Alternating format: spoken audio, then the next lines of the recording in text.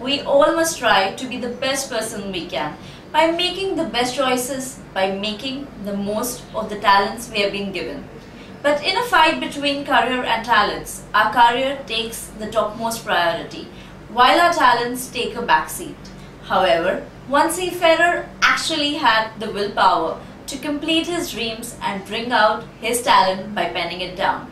Yes, you heard it right. He is now the author of the book, The Journey, a story which impresses upon us that there is always a new beginning.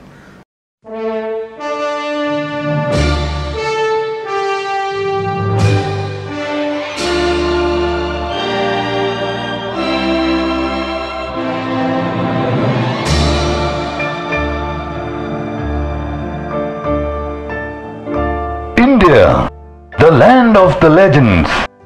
India, where knowledge is power, where literature has stood as a mix of classics and contemporary, with its prose and poetry, giving us so many fine literature writers and poets who have made this country and all of us proud with their contributions over generations, and who shall keep doing so forever. Enhancing this tradition, a humble attempt to writing good literature by tastefully blending spices of love and condiments of life, striving to concoct and brew to perfection a recipe for good leisure and interesting reading, has been nurtured here by Munaf Sheikh in his very delightful and intriguing book titled The Journey, There is Always a Beginning. What inspired you to write the book? I've been writing since my childhood. In schools, lots of competitions were taking place normally, so I was participating in that. And after that, when I joined C, I started writing for my company's magazine, that is TP Waves. I kept on sending my articles. It's then when I realized that I can write. So basically it started from there. How did you come up with the title of the book, The Journey, and also with the punchline, There's Always a Beginning? Okay.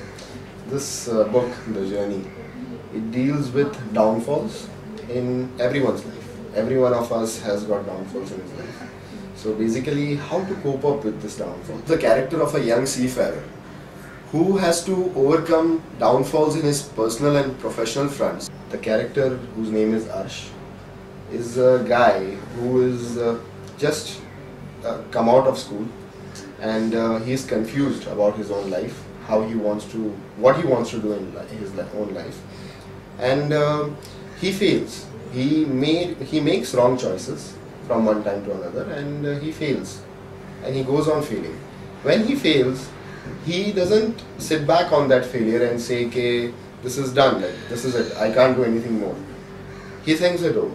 And when he thinks it over, he realizes that this is the mistake which I have made, and now I have to move on. But when he wants to move on, he finds nobody to guide him. It's himself who he has to come by himself, and he has to move on. So he starts analyzing his mistakes, he gets his answers, and he moves on. So the journey basically is the life of a seafarer, a young seafarer, who matures into an adult, and he deals with his life at the professional and personal fronts. So that's how the title came. And this punchline of mine, There is Always a Beginning, it's basically dealing with everybody's life again. We always say this is difficult, that is not possible, this won't happen.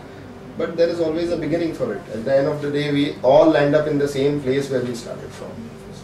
When is it that you first started writing this book? Pen down the first page of your book, and how long did it take you to complete this book?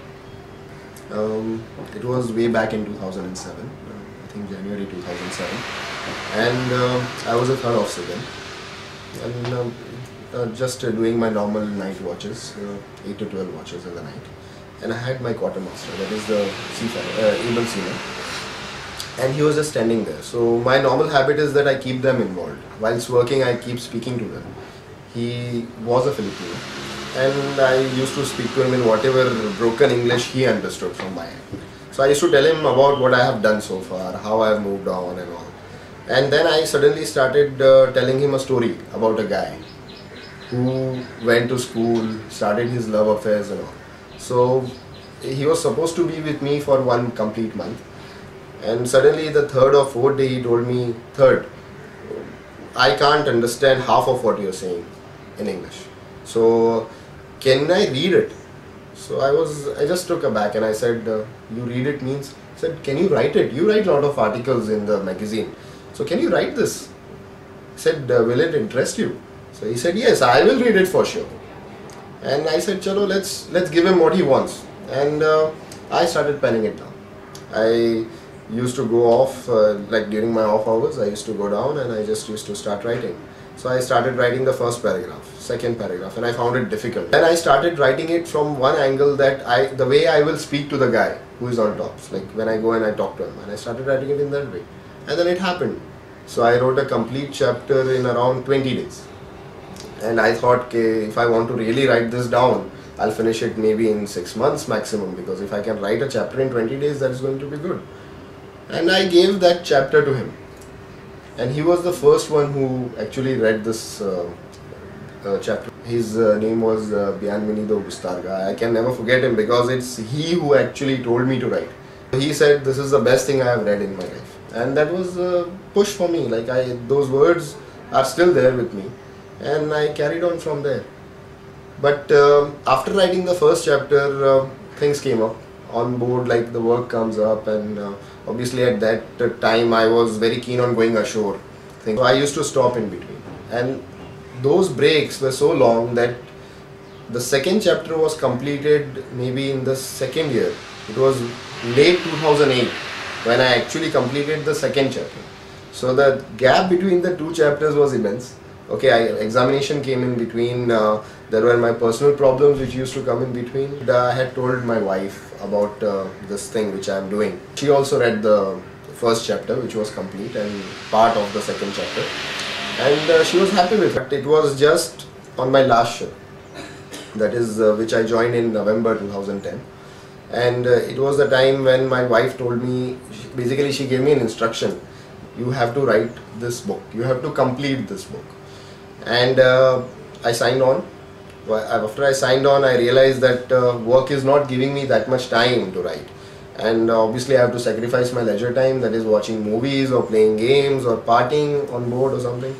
But then every day I used to get a call and a reminder saying, "You have to complete this book, you have to complete this book."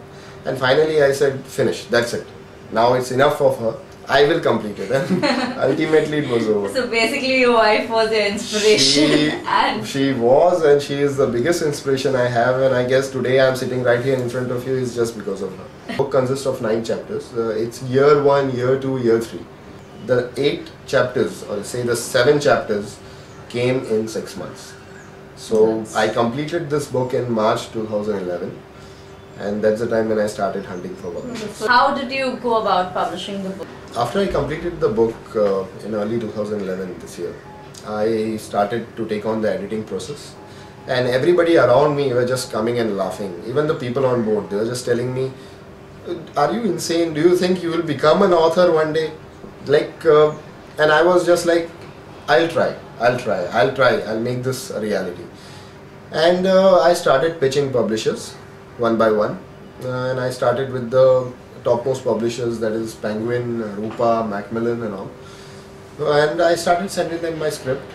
I sent them my script via email from the ship itself, and in 2 months time I didn't get reply from anybody, and I was getting disappointed. But again my wife was there. She was telling me, "Nahi, it will turn up someday somebody will come." And I got a reply from Penguin. When I saw that Penguin thing flashing on my inbox, I said, something is happening. Now Penguin is supposed to be one of the best publishers in India, and the mail said, "We are sorry, and this script is not for us, at least not for this year. So if you want, you can wait for 1 more year." I was again disappointed, and I thought, now what to do? So I started approaching other publishers. At least I got a reply. That was a ray of hope. I started approaching other publishers, and that's when I got Front Books. They came in and they said, "When you sign off and when you are in India, you can come to our office and we can finalize the deal and we will publish the script for you." I was happy. I came back in March 2011 this year. Went to the office, the things worked out well, and they took the book up. After they took the book up, they told me it will take 2 months for us to edit the book, and then it will be out in the market.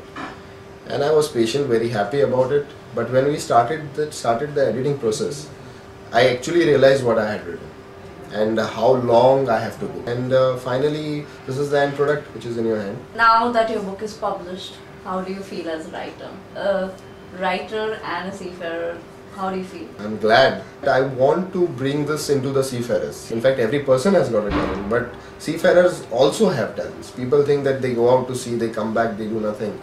But it's not like that. Everybody on board, or every seafarer in fact, has talent. And they should know their talents. They should come out with it. If they don't try, they will never come out with something.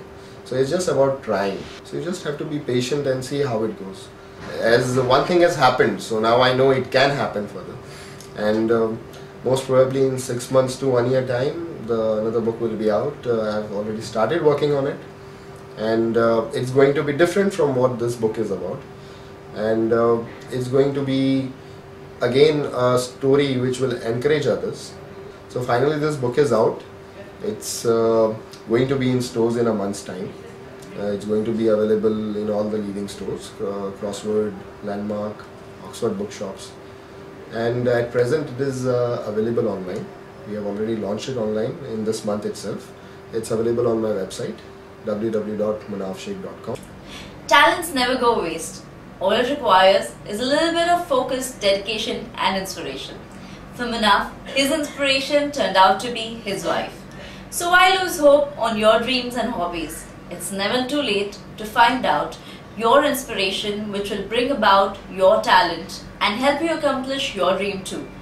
We all have some power to make our dreams come true, as long as we keep believing that there is always a new beginning. Hope you enjoyed watching this episode. Do send us your feedback on editorial@sailortoday.net. Till then, this is Vanashri, your host and host on Sailor Today TV.